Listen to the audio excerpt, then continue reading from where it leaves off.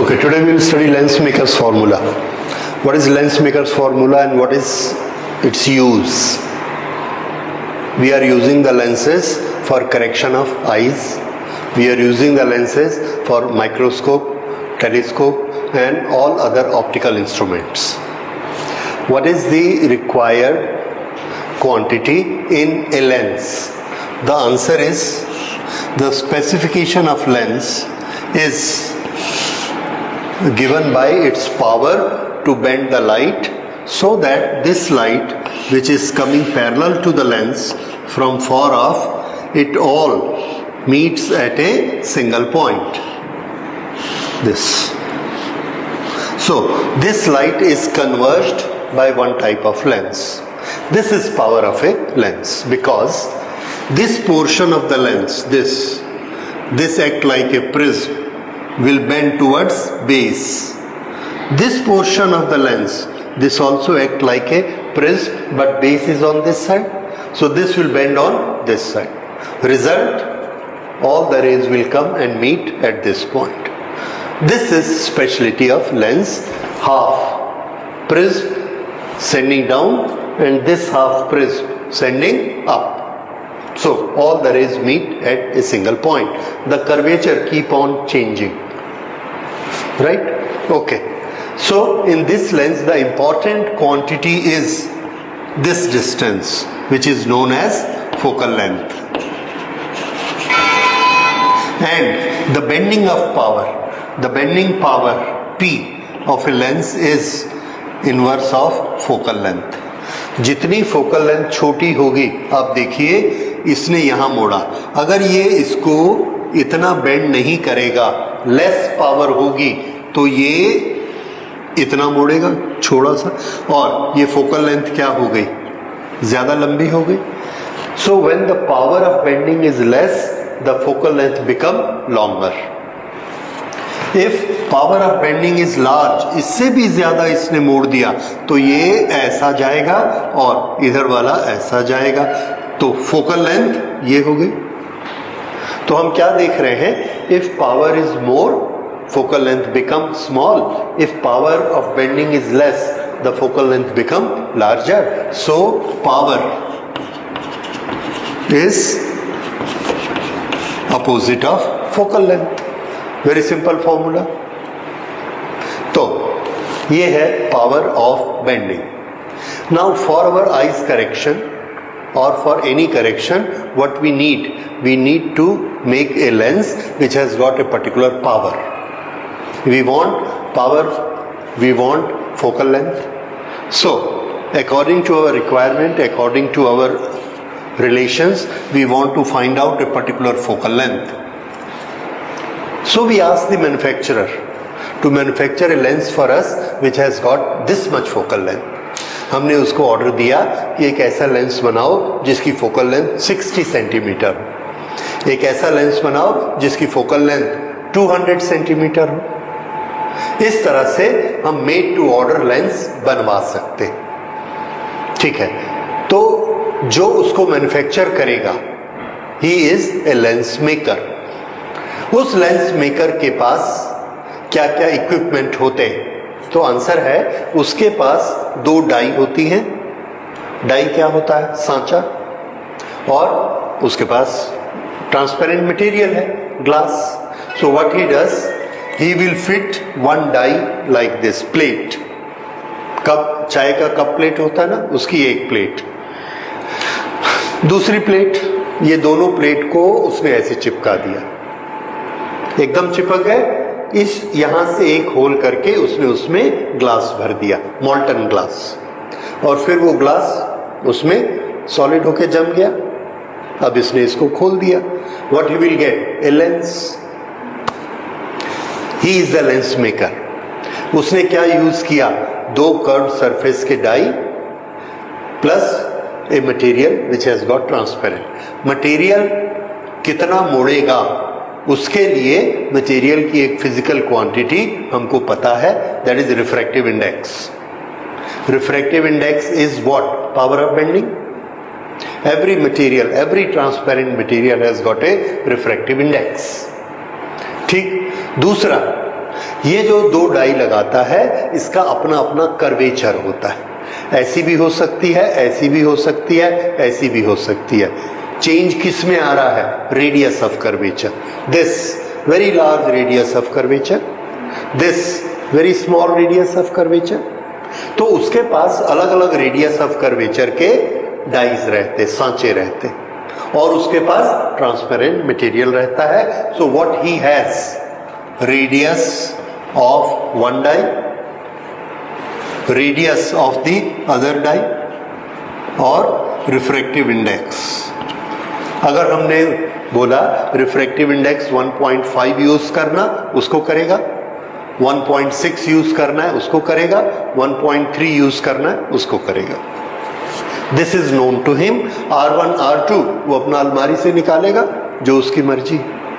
लेकिन हम उसको जो ऑर्डर देते हैं वो क्या देते हैं कि मेरे को इतनी पावर चाहिए, और पावर मतलब क्या चाहिए? Focal length.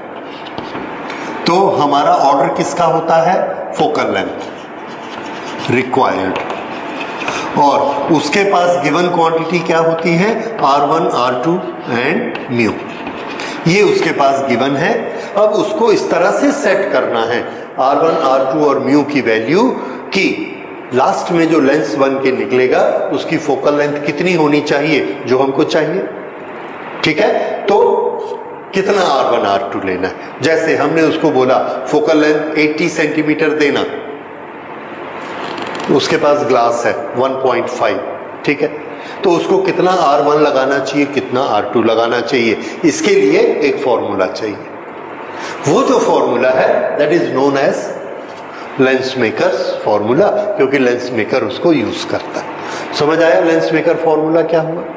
Okay, now we will make this lens makers formula, that is relation between focal length, radius 1, radius 2 and refractive index.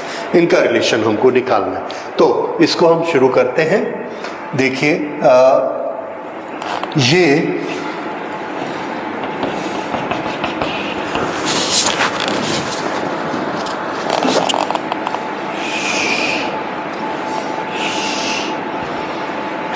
इस लेंस को मैं थोड़ा मैग्नीफाई करके बड़ा बना रहा हूं। Normally they are thin lenses.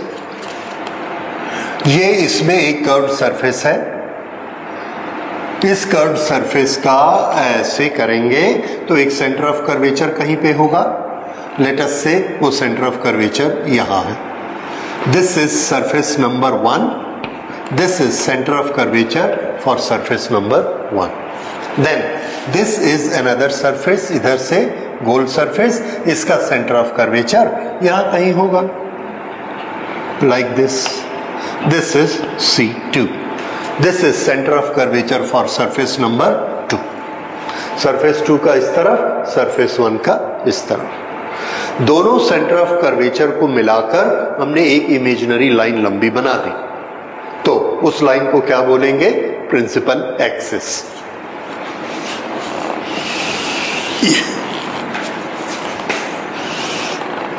This is principal axis. So what is principal axis in a lens? The line joining two center of curvatures. ये principal axis यहां से पार होती है। ओके, ये दोनों लेंस है।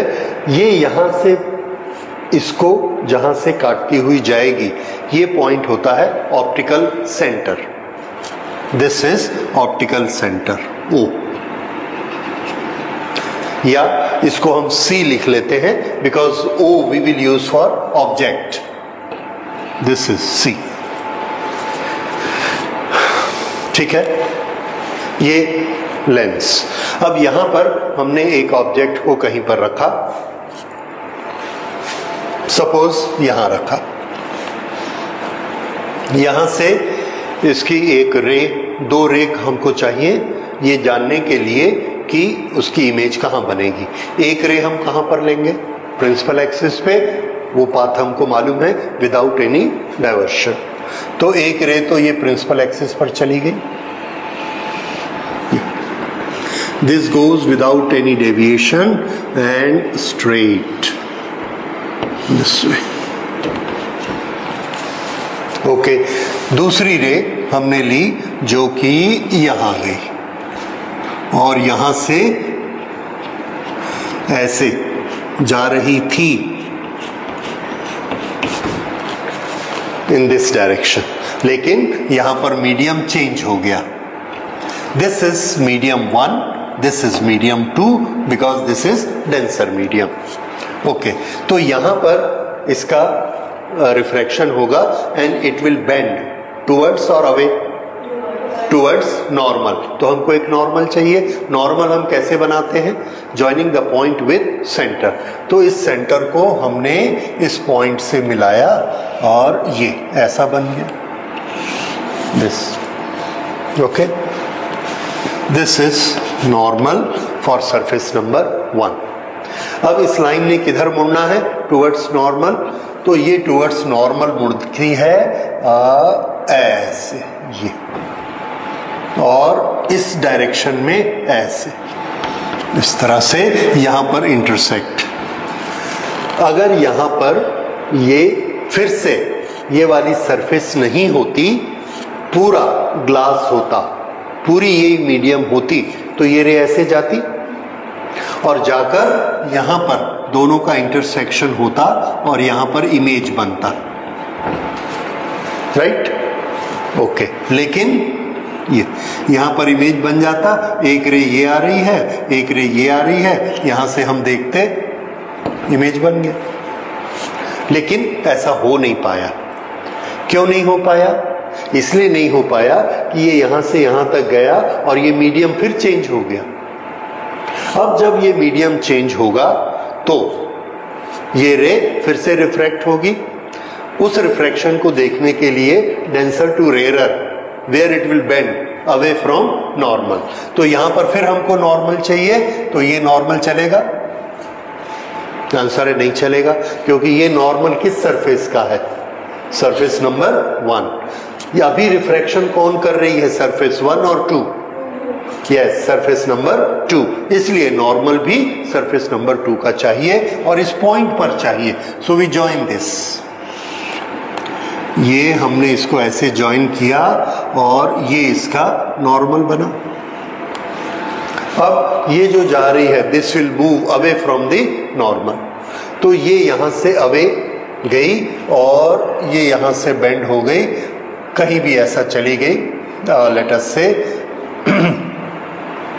ये यहां से ऐसे आ गई like this, because it has moved away from the normal. and 2 और ये यहां से इधर आ गई. So this is O, this is P, this is Q and this is R. O, P, Q, R is the path of the ray. समझ आ गया? O, P original direction, P, Q refraction by surface number 1, then QR refraction by surface number 2 और ये यहां पर आ गई. अब जब ये यहां पर आई है, ये ऐसे स्ट्रेट जा रही है, ये दोनों ऐसे बनी, तो हमको इमेज कहां दिखेगी?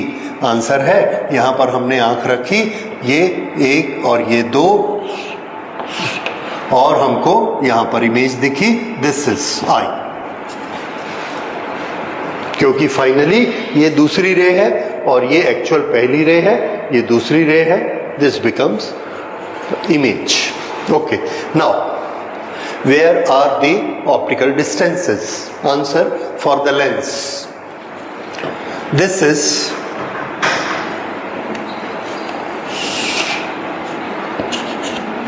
U ऑब्जेक्ट और ये क्या है?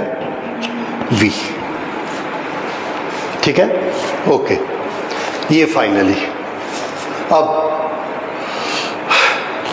ये वाला डिस्टेंस कितना है? R2 और ये वाला डिस्टेंस कितना है? R1. ओके, इसमें हम लोगों को ज़्यादा डेरिवेशन नहीं चाहिए. क्यों? मेन जो डेरिवेशन की टेक्निक है वो हम लोग पिछली सरफेस वाले में कर चुके हैं. तो यहां हम स्टार्ट करते हैं. Due to refraction by surface 1। Surface 1 कहां से कहां हो रहा है? तो आंसर है सरफेस 1 रेयर से डेंसर। हमारा फॉर्मूला क्या होता है? μ2 upon v minus μ1 upon u is equal to μ2 minus μ1 into upon r। ये फॉर्मूला था। पहले फॉर्मूले को एज इट इज लिखिए, देन पुट वैल्यूज। और कौन सी वैल्यूज हम इसमें डालेंगे? ज्योमेट्रिकल। तो v किस रिफ्रैक्शन के लिए? पहला रिफ्रैक्शन। पहले रिफ्रैक्शन के लिए u कहां है? o से लेके यहां तक, ये u है। तो पहले रिफ्रैक्शन के लिए v कहां है? ये ऐसे जा रही है। ये तो दूसरा रिफ्रैक्शन आ गया, इग्नोर कर दीजिए। तो पहला रिफ्रैक्शन कहां ले जाता? यहां पर ले जाता। तो ये वाला जो डिस्टेंस है c से लेके i डैश तक, this is distance of the image due to refraction 1। ये बात समझ में आई? अगर यहां पर पूरा ऐसा मटेरियल रहता तो ये यहां जाती, अभी भी उसका निशाना उधर ही है। So this distance is the distance of image made by surface number 1। तो v की वैल्यू हम लिखते हैं μ2 अपॉन v, कितना? c इंटू आई डैश। प्लस की माइनस? प्लस। उस तरफ है हमारे लिए। जब ये रे ऐसे जा रही है तो पॉजिटिव डायरेक्शन किधर है? This is positive. और v इस तरफ है, इसलिए positive C I dash minus μ1 upon u, c से लेके o तक, लेकिन यस माइनस CO, उल्टी डायरेक्शन में है। यहां से हमने मेजरमेंट करने हैं, so this is this. Okay, actually optical distances हमको यहां से लेना चाहिए इस सरफेस का, पर हम लोग क्या मानते हैं? This point and this point, all they are close to each other, M and C। तो इसको हम लोग यहां नोट कर लेंगे। We suppose for thin lens M, N and C are at one point. Okay, ये आ गया। This is equal to μ2 minus μ1 upon R। R की वैल्यू क्या लेंगे बताइए? C से लेके C1 तक, C1 और साइन पॉजिटिव।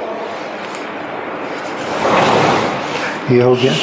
अब this is refraction by surface 1।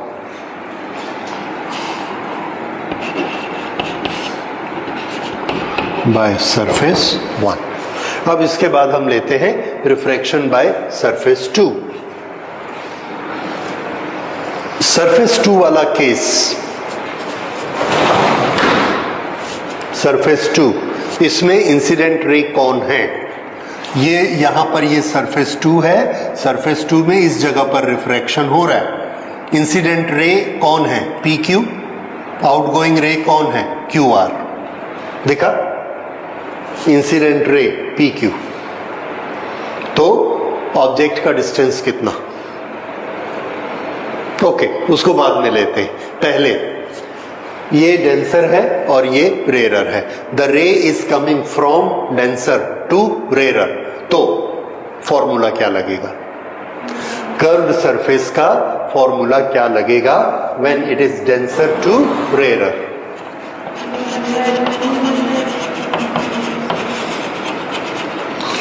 तो μ1 की जगह क्या आ जाता है उसमें? μ2, क्योंकि u किस में है? μ2 में है। तो यही फॉर्मूला क्या बन जाता है उसमें? μ1 upon v minus μ2 upon u is equal to μ1 minus μ2 upon r। ठीक है, दोनों एक्सचेंज हो गए। अब put values,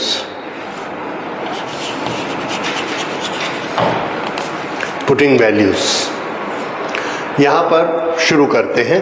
μ1 upon v,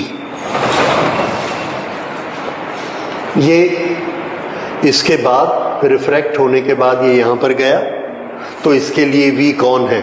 c से i। c i साइन कैसा है? प्लस, क्योंकि इंसिडेंट रे टुवर्ड्स राइट है, इसलिए all length towards right are positive, तो c to i is positive. So this we can write as ci positive minus μ2 upon u। अब इसके लिए u कौन सा लेना है? तो देखिए, पहले वाले ने इमेज कहां बनाई थी? i डैश पे। इसने क्या किया? दूसरी सरफेस ने i डैश की इमेज को उठाकर कहां ले आई? i। तो ये है इसका ऑब्जेक्ट और ये है इसकी इमेज। ऑब्जेक्ट कहां था? i डैश, जिसको ये सरफेस जैसे ही हमने बनाई उसने i डैश को उठा के कहां ले आए? i पे। इसलिए याद रखिए, पहली सरफेस का जो इमेज का पोजीशन है वो दूसरी के लिए क्या माना जाएगा? ऑब्जेक्ट का लोकेशन। एक दूसरा आर्गुमेंट सुनिए। इंसिडेंट रे प्रिंसिपल एक्सिस को जहां पर क्रॉस करती है वो जगह क्या होती है?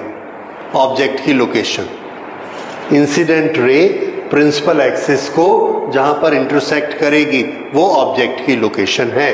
ये है इंसिडेंट रे, और ये प्रिंसिपल एक्सिस को कहां पर इंटरसेक्ट करती है? i डैश पर, तो ये किसकी लोकेशन है? ऑब्जेक्ट की लोकेशन। समझ आया? इसलिए सेकंड सरफेस के लिए अगर ये इंसिडेंट रे है तो ये ऑब्जेक्ट की लोकेशन है और ये इमेज की लोकेशन है। समझ आया? तो याद रखिए, पहले एक रिफ्रैक्शन हुआ, उसने जहां इमेज बना के दिया, दूसरी के लिए हम उसको क्या मानेंगे? ऑब्जेक्ट। तो ये ऑब्जेक्ट और ये इमेज, और उसी के अनुसार हमने इसको रखा u। तो u की वैल्यू हमको क्या लिखनी है? c से लेके i डैश तक, c i डैश, ये आ गया। दिस इज इक्वल टू μ2, यहां पर क्या है?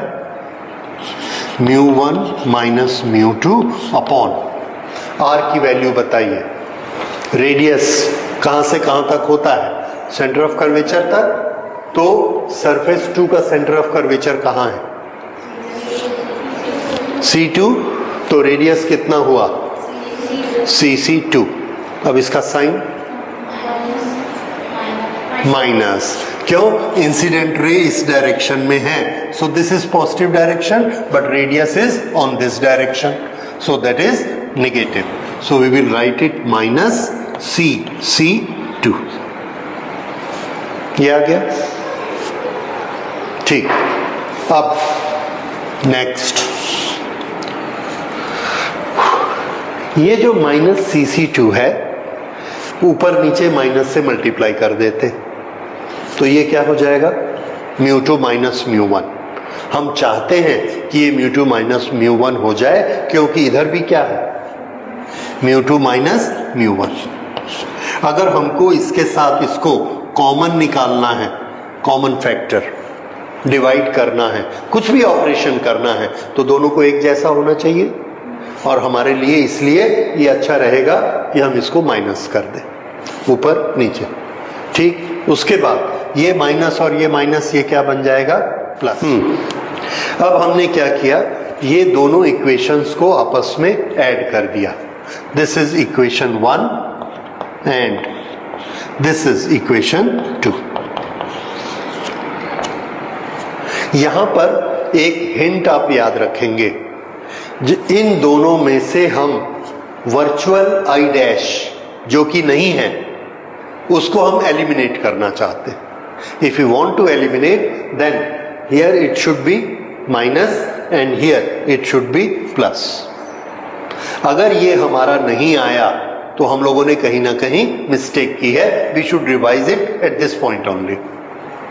ठीक है, ये बीच में आप चेक कर लेना, नहीं तो आगे जाके और प्रॉब्लम होगा. Right, okay. अब हाँ, इसको लेते हैं.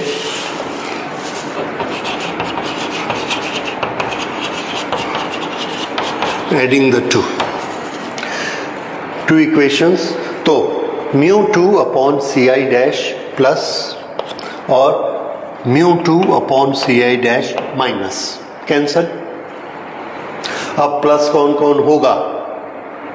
माइनस और minus plus μ1 upon C O. μ1 upon C O ये हो गया. इधर का लेफ्ट हैंड साइड ये कैंसल हो गया, ये बच गया. μ1 upon C I is equal to, इन दोनों को ऐड करना है. ऐड करना है तो क्या कॉमन निकालेंगे? μ2 माइनस μ1. हाँ, यहां से μ2 माइनस μ1 लिया, क्या बचा? 1 अपॉन cc1. 1 upon cc1. यहां क्या बचा?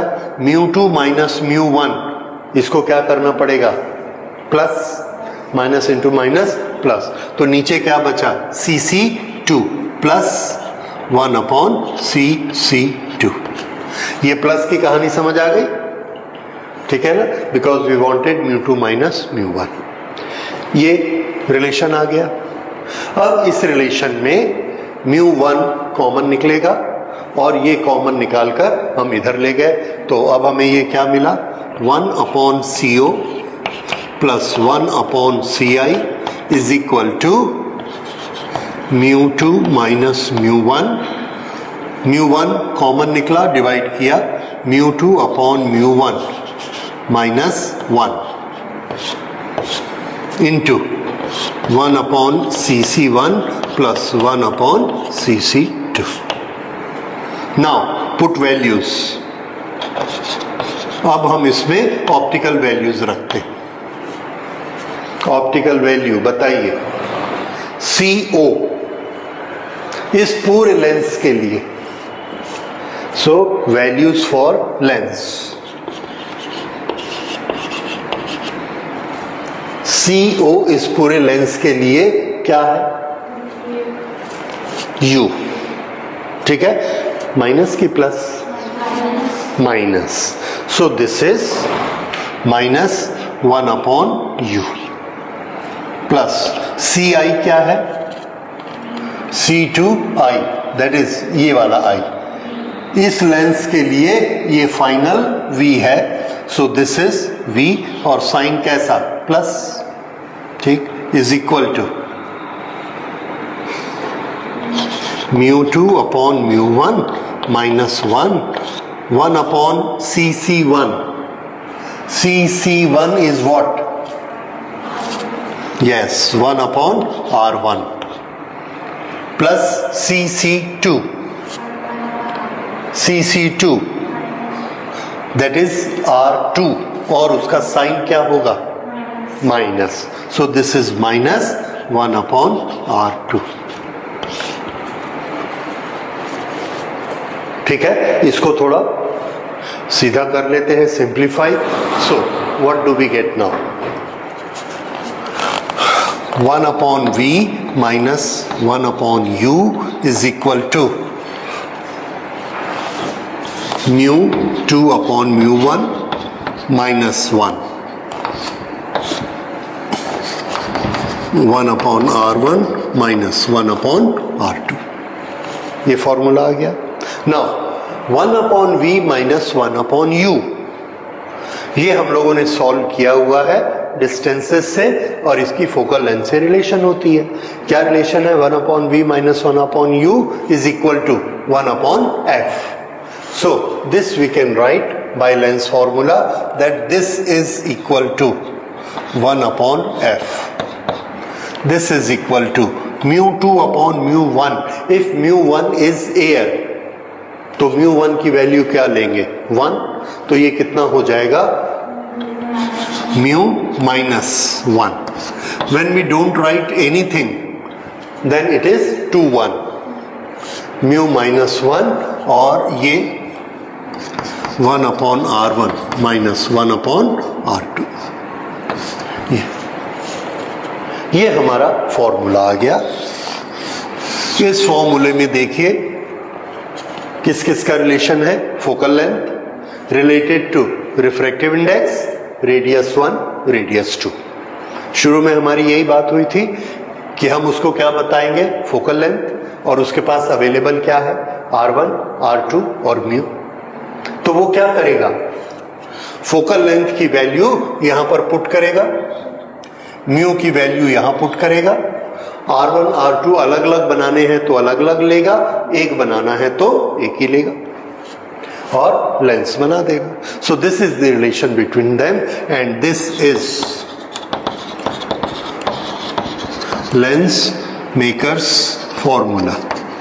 याद रखिए इसे आप लेंस फॉर्मूला नहीं कहेंगे, lens formula is 1 upon v minus 1 upon u is equal to 1 upon f।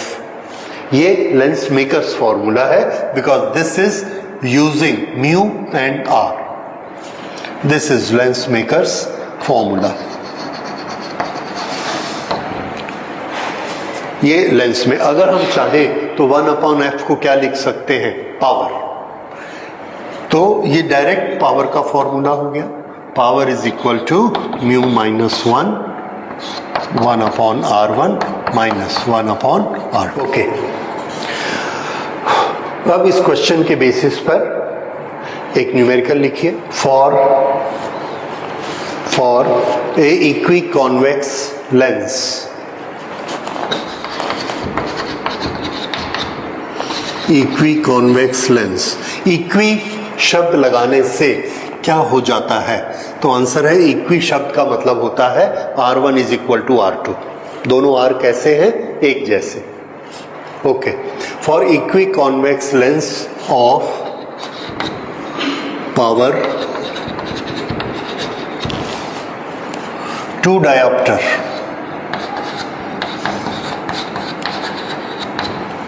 of power 2 diopter,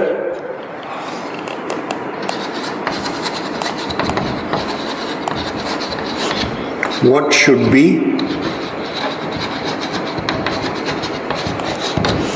radius of curvature। उसमें हम ग्लास यूज कर रहे हैं 1.5 रिफ्रैक्टिव इंडेक्स का, जो कि लेंस मेकर के पास है। तो उसको रेडियस कौन कौन से यूज करने चाहिए, रेडियस ऑफ कर्वेचर कौन कौन से उसको यूज करने पड़ेंगे, और यही वो बात सोचता है। आप कैलकुलेट करके बताइए पावर कितनी है, 2 यूनिट्स। ठीक है, तो इसमें हमको क्वेश्चन में फोकल लेंथ भी दे सकते हैं और पावर भी दे सकते हैं। सुनिए, अगर मैं आपको ये दूंगा कि फोकल लेंथ 50 सेंटीमीटर है तो पावर कितनी होगी, तो आंसर है 50 सेंटीमीटर। मीटर बनाइए, 50 सेंटीमीटर के कितने मीटर होते हैं, हाफ मीटर। एफ क्या लिखेंगे, हाफ। 0.5, तो पावर कितनी हो गई, 1 upon 0.5, that is equal to 2। तो उसकी पावर क्या कहलाएगी, 2, और उसकी यूनिट क्या होती है, dioptre. So power in dioptre. फिर से, जिसकी फोकल लेंथ 1 मीटर है उसकी पावर 1 डायोप्टर। ठीक, जिसकी फोकल लेंथ 2 मीटर है उसकी पावर 1 अपॉन 2, दैट इज 0.5। अगर मुझे चश्मा लगा है 1.5 नंबर का, तो फोकल लेंथ कितनी,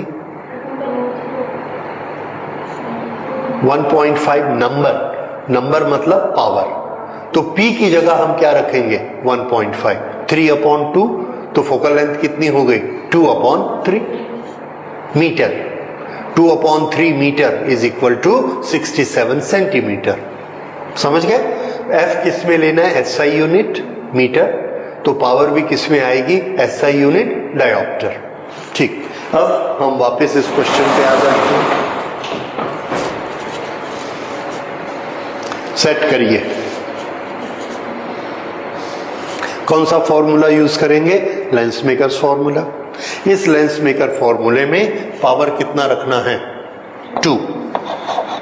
म्यू कितना रखना है?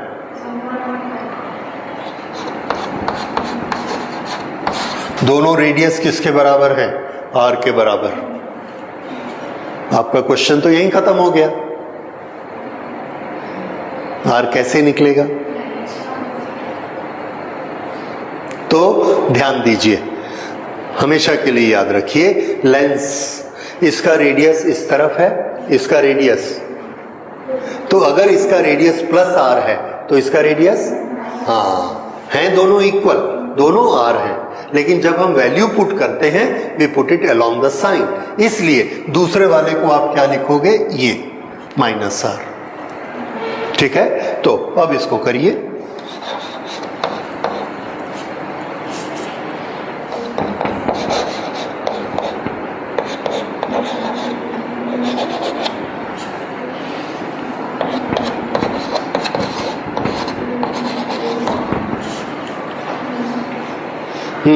One upon r plus 1/r is equal to 1/2r। ऐसे ही होता है? नहीं होता? तो अच्छा, 2/r, ठीक है। सो ये r की वैल्यू आ गई। हाँ जी, तरीका समझ आया? ओके, कॉन्केव लेंस की पावर नेगेटिव होती है, वी विल लर्न दैट। तो अगर पावर नेगेटिव है तो हम p की वैल्यू माइनस में रखेंगे and we will find out radius also. तो ये लेंस मेकर्स फॉर्मूला है, इसे आप याद रखेंगे। अगर हमको इसका डेरिवेशन आता है we will write it like this, यहां से स्टार्ट करेंगे। पर कई बार हमको डेरिवेशन आता है that find out lens makers formula right from the beginning. Right from the beginning का मतलब क्या है? पहली सरफेस के लिए रिफ्रैक्टिव इंडेक्स को लेकर uv का रिलेशन निकालिए, दूसरे के लिए फिर μ2 के लिए uv का रिलेशन निकालिए, जो दो कल हमने किए, और फिर उसके बाद ये दोनों फॉर्मूले जो हमने लिए, एक ये वाला और एक ये वाला, ये दोनों कहां से आए? पहले उनके डेरिवेशन करिए, उसके बाद फिर ये डेरिवेशन करिए, दैट इज कंप्लीट डेरिवेशन। इतना लंबा क्वेश्चन 5 मार्क्स का होता है, पर ये बहुत रेयरली आता है। 3 मार्क्स तक के क्वेश्चन के लिए आपको यहीं से स्टार्ट करना है, सिंगल सरफेस वाले नहीं करने। 5 मार्क्स के लिए पहले सिंगल सरफेस का करोगे और उसके बाद 2 सरफेसेस मिला के करोगे। ठीक है, so this is lens makers formula. अब लेंस मेकर फॉर्मूला में एक चीज याद रखिए, अगर हम किसी लेंस को पानी में डाल दें या किसी लिक्विड में डाल दें तो उसकी फोकल लेंथ का क्या होगा? If you want to find out then it has to be find out by lens makers formula, not by lens formula. तो लेंस मेकर फॉर्मूला में अगर हम लेंस को पानी में डालते हैं तो कहां पर चेंजेस आएंगे? ये पानी में हमने डाला, ये वाटर, देखिए जब ये यहां पर था एयर में तो ये यहां पर ऐसे जाकर मिलती थी, ये क्या है? इसकी फोकल लेंथ इन एयर। फिर से पानी के अंदर हमने पैरेलल रेज भेजी। अब हम आपसे जानना चाहते हैं कि फोकल लेंथ उतनी ही रहेगी, कम हो जाएगी कि ज्यादा हो जाएगी? अगर इसकी पावर बढ़ गई तो मोड़ने की पावर बढ़ गई तो फोकल लेंथ छोटी हो जाएगी, पावर कम हो गई तो फोकल लेंथ बड़ी हो जाएगी। तो lens kept in other medium, what is the change on focal length? इसको हम निकालना चाहते हैं तो इसको किससे निकालेंगे? देखिए, in air 1/f is equal to μ2 upon 1 minus 1 1/r1 minus 1/r2 in liquid 1/f in liquid is equal to μ2 upon mu liquid minus 1/r1 minus 1/r2। ये फॉर्मूले ठीक है। ये μ1 किसका है? एयर का, इसलिए हमने क्या ले लिया? 1। अब इनको कंपेयर करना है तो इससे इस इक्वेशन से इस इक्वेशन को डिवाइड कर दो, क्योंकि हमको R1 R2 भी नहीं पता। तो ये वाला जो फैक्टर है और ये वाला जो फैक्टर है डिवाइड करने से कैंसल आउट हो जाएंगे। तो क्या बचा? इसको इससे डिवाइड किया, ये उल्टा हो गया।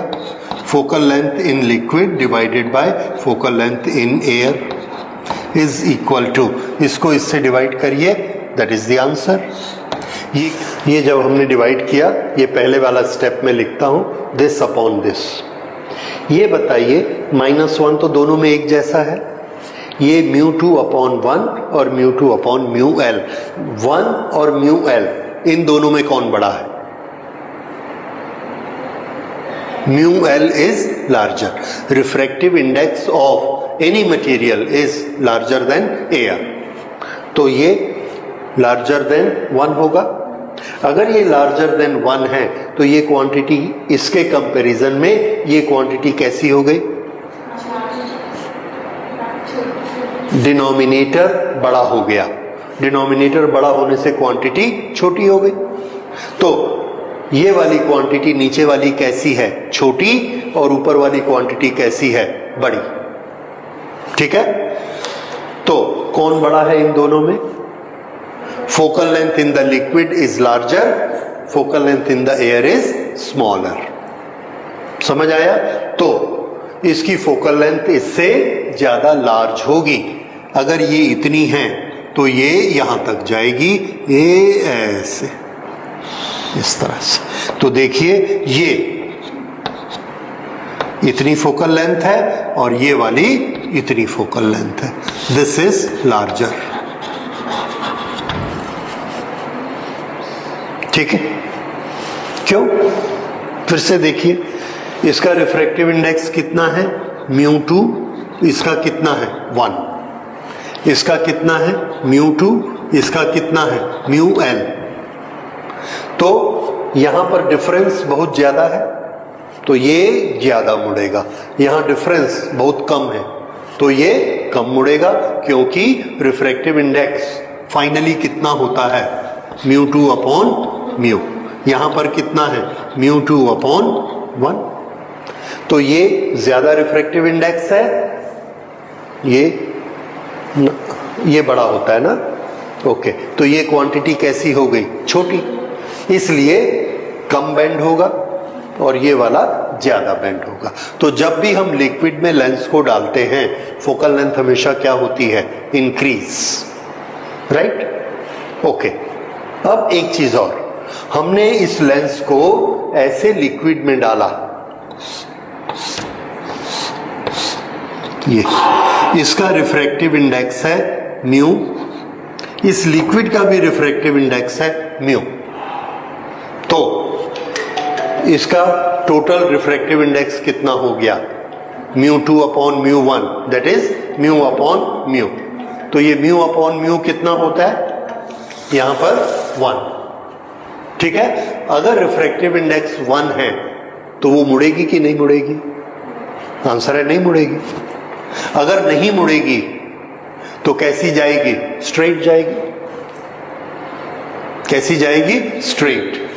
और ये जो लेंस है, इसकी पावर, कौन सी पावर? मोड़ने की पावर खत्म हो गई। ये बात समझ में आई? So when we put a lens in a liquid such that refractive index of the liquid is equal to the refractive index of lens, then there is no action of bending. It may be there is no action of converge, there is no action of diverge, the lines will go straight. समझ आया? अब उसके बाद हम एक छोटा सा example और लेते हैं कि अगर हम इस लेंस को एक ऐसे लिक्विड में डुबाएं, कार्बन डाइसल्फाइड या कुछ, जिसका रिफ्रैक्टिव इंडेक्स ग्लास से भी ज्यादा होता है, तब क्या होगा?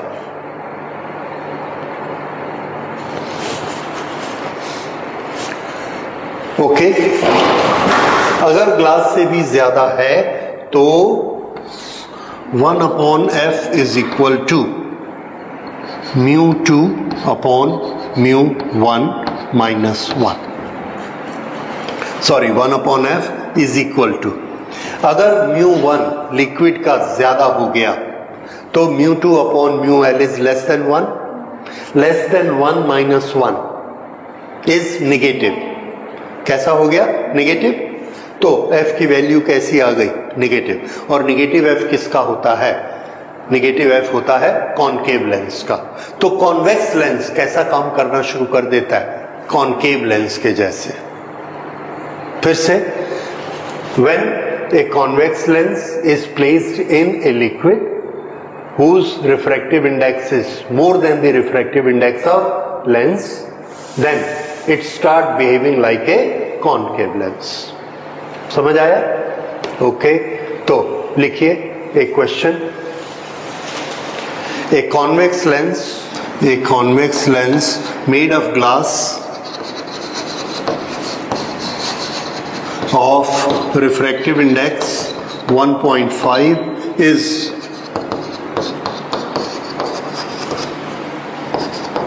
placed in water.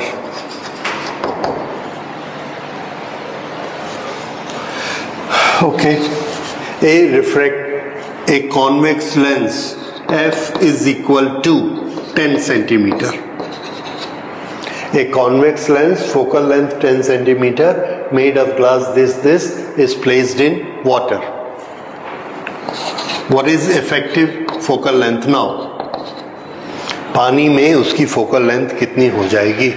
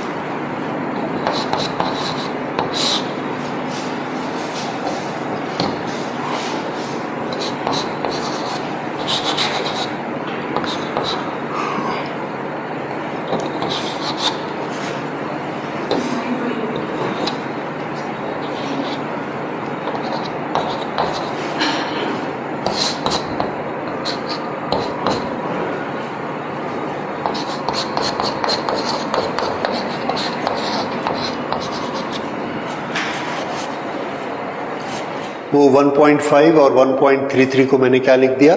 3/2 एंड 4/3. तो उसको कैंसिलेशन में आसानी हो जाएगी. 9/8, 9/8 माइनस 1 इज 1/8. और ऊपर 1.5 को क्या ले लिया? 3/2 माइनस 1. तो सारे डेसिमल हट गए, फ्रैक्शन में ले लिया. तो फोकल लेंथ कितनी आ गई? Focal length of the lens in the liquid will be 40 centimetre, right? अच्छा, एयर में उसकी पावर कितनी थी? 10, 1/10 सेंटीमीटर। कितनी पावर हुई? 10 सेंटीमीटर को मीटर बनाइए, 0.1 मीटर, तो पावर कितनी हो गई? 1/0.1, दैट इज 10। तो जिस लेंस की पावर एयर में 10 थी, पानी में जाके कितनी हो गई? 1/0.4। 1/0.4 क्या होता है? 2.5। कितना? 2.5। तो बाहर में कितनी थी एयर में उसकी पावर? 10, पानी में जाके कितनी हो गई? 2.5, डिक्रीज हो गई। तो पावर डिक्रीज होती है, फोकल लेंथ इंक्रीज होती है। रिमेंबर, मोड़ेगा, ज्यादा मोड़ेगा कि कम मोड़ेगा? तो आंसर है कम मोड़ेगा। पावर कम हो गई, फोकल लेंथ बड़ी हो गई। ठीक है? So this is how we will solve for liquids. F infinity कब होता है? जब ये पैरेलल रेस कहां मिलेंगी? इंफिनिटी पे, they will go straight. Power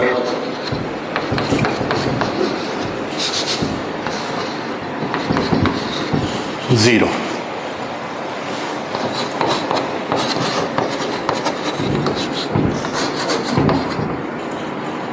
Mu liquid is more than mu solid, then